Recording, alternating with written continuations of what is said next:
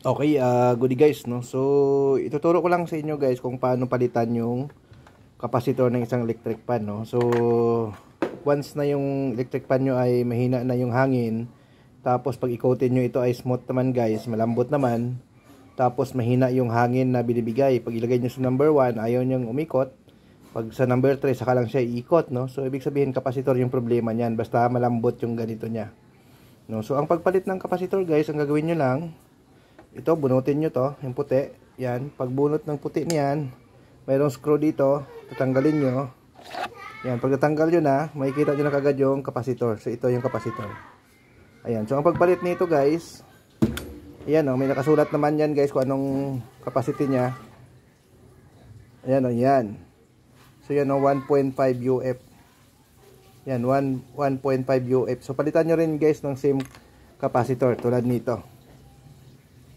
Yan o. Yan. 1.5 UF din yung ipalit nyo, no? So, ang pagpalit nyan, dito sa dalawang wire, yung dalawang wire, wala namang polarity ito, baliktaran, pwede. No? Kaya pwede nyo siyang palitan. So, ang gagawin nyo lang, katingin nyo, then, palitan nyo siya ng bagong kapasitor, no? So, kakatingin nitong wire nya. So, ito.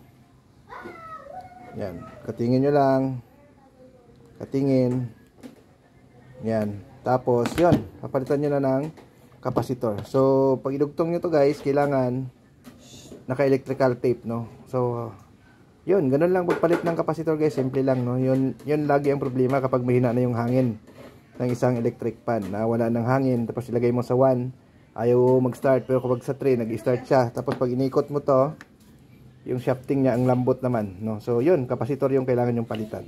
So kapag na-connect nyo na yung kapasitor, yun, okay na yun. So i-connect muna natin to guys.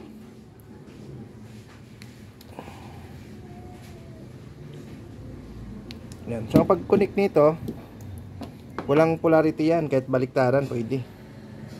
Yan, i-connect nyo lang siya. Then pag na-connect nyo na, lagyan nyo electrical para safety. Yan.